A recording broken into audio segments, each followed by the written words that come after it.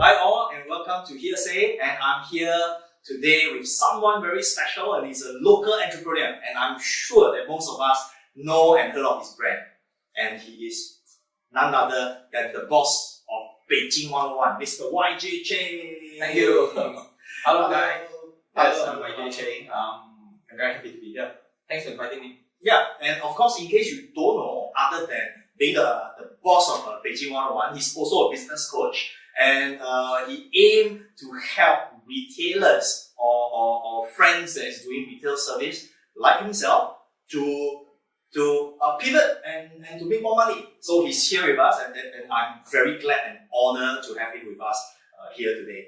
So let's just jump in very quickly. And so YJ, the first question that I have for you, and we do HearSay that the retail sales fell 8.5% in July. So what's your take on this? Okay. Yes, I mean, okay, that's true. That's what you say. It did. That is the July retail index. Okay. So July year on year, 2020 versus 2019, did fall 8.5%. Okay. That sounds very frightening, but trust me, it's actually not that frightening. Okay. Why? Because the August result is just out. August, if I remember correctly, it dropped about 5.7% year on year versus last year. So you see, I mean, in fact in June I think the percentage is even higher. Okay, and then in July it's 8.5%, and then in August it is only 5.7%. So the numbers are improving. And then even though we say it drops 8.5% in July, but it is not across the board 8.5%. In fact, there are still some sectors that is doing very well, like hypermarket, the supermarket, your NTUC FairPrice, Sheng and everything. The IKEA and stuff. I start buying furniture from IKEA. Right. Okay, so this will increase by 20+%. You know, and then even like 7-Eleven, I mean the convenience store, they also increase. I mean furniture increase. The furniture business is good. Okay. How we call that, electronic goods, is the communication is increasing. Even personal recreation products are increasing. All the gyms and stuff. Yes. So what I mean is this. I think these numbers are tell a story about how Singaporeans are adapting to the COVID situation. I think it's because less people go to the office or work from home, so therefore you cook at home. So you need to buy more veggie, more meat to cook at home. So yeah, and then so furniture. Okay, my take is this: why furnitures are better because their business are better because work from home. So last time, the time you come home is really after dinner, so just sit for a while, watch TV, So therefore the chair is not very important. The table is not very important. Okay. Now you need to work from home. So what does that mean? I mean, 8 hours a day. I mean, there's Zoom meeting and everything. Makes sense. So you need to be very I comfortable. think these are common sense. So the situation is this, that we do know that retail business, we experience a certain drop somewhere, Right. And then I think what we have spoken before the program actually started. That's where all the retailers and the retail business owners know where they are able to pivot to, where the money is right now. Correct. So tell us, maybe something a little bit more juicier and more insight. So as a hair care company, how do you actually survive? How you can't pivot to furniture, right? So how do you actually survive? Tell us. Okay, so well, whether we will survive or not, I do not know because the pandemic has not ended yet. But we are so far intact. So that's what we know. That's why he's still here. so far so Okay, good. that's a testimony. So how do we survive? I think the lockdown is in May, June, if I remember correctly. Like so far away. Okay, so we survived mainly by our reserve log because that time was zero income. I mean, almost all the shops are locked. Okay. Except essential service such as medical. So but how do you call it? Expenses are still ongoing. I mean, I won't say totally ongoing because our government is very kind. So there are still wage supplement. Okay, I think that's very That's a lot. Those are good money from the government. very good for that. Yeah, but there's still high burning rate. I mean, you still got the other 50% to take care. Right. It's still high burning rate and so on. So how do we survive? I mean, long story short, one word: cash reserve. So fortunately, we have some cash reserve. So we managed to go through 2 months and then once it's open, then customers slowly come back. So Wow, that's amazing. So cash reserve. So YJ, tell us, during circuit breaker, right, we can't even go out for a proper haircut. Right. So what more treatments we're talking about in terms of tempering your hair? I mean, that's the last thing in people's mind. Right. So what are your survival tips that let us stay afloat during this? How do you actually do it? Okay. How do you actually, during these 2 months where lockdown, people are unable to go out, what do you do? What do you do to your staff? What do you tell them to do?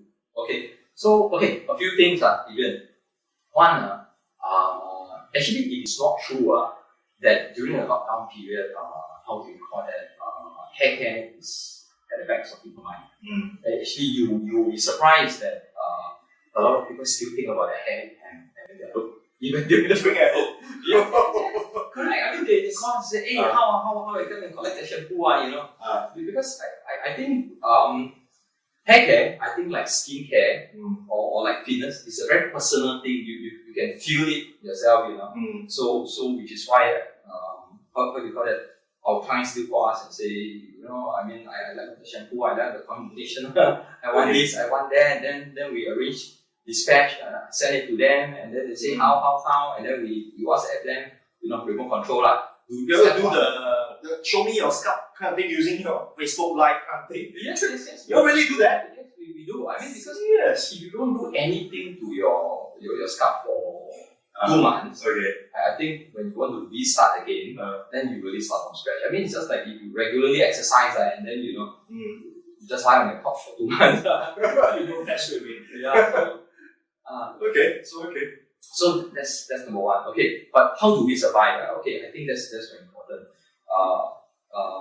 Okay, number one, I say we have reasonably okay cash flow. So we have reserve to see us through this up. And number two is confidence. I mean, because I think at that time, at the beginning when it first happened, I think when our Prime Minister is talking, everybody panic, just stop everything, watch TV, Okay, some people don't watch. My eye was on the news every other day during that period of time. I suddenly very good with whatever the government is coming out, JSS or whatever kind of thing. I know all these things, man. Yeah. I mean, like for me, I mean, I follow all my group chats, because my friend, they are like some news fanatic lah. So every time there's something new, they will post it in the group chat. So I just follow. What? So actually, you're just like us anyway. You're not that far up. I also got group chat. I always ask my friend.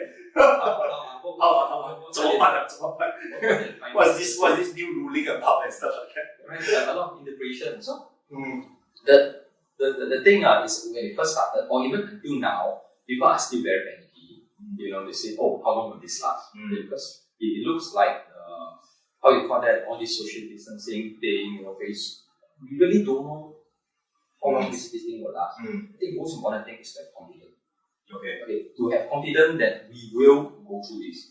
Because, like I say again, if you look at the numbers, the July retail index is 8.5, dropped 8.5% in 2019. But in August, it only dropped 5.7%. So, and okay, for example, the death rate, fatality rate until now is 1 million.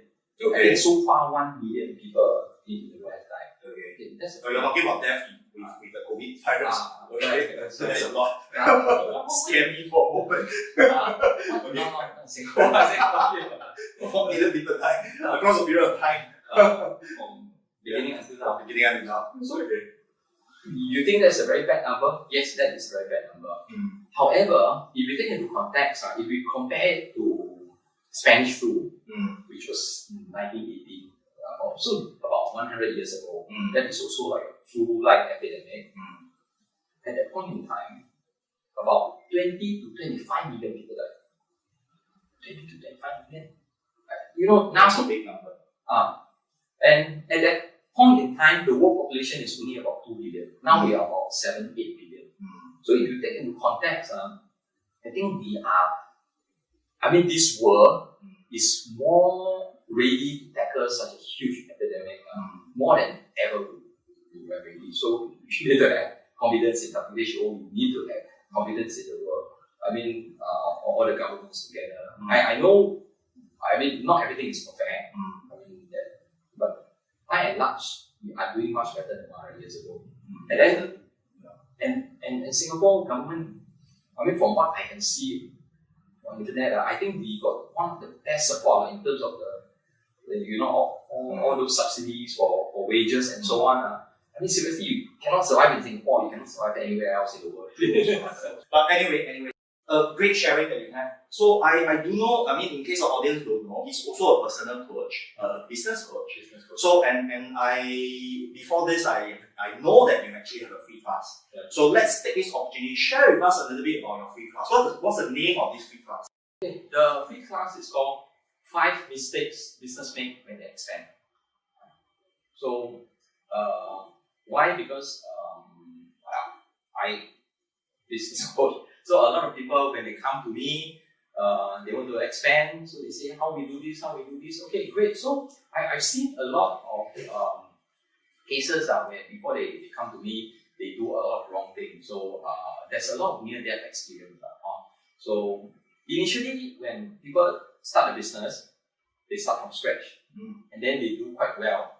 And then they got a bit drunk by the success. Okay. So they want to expand too rapidly or too fast, or they want to expand without taking the necessary precaution. It is good you should expand, because if you don't expand, you'll always be at that level.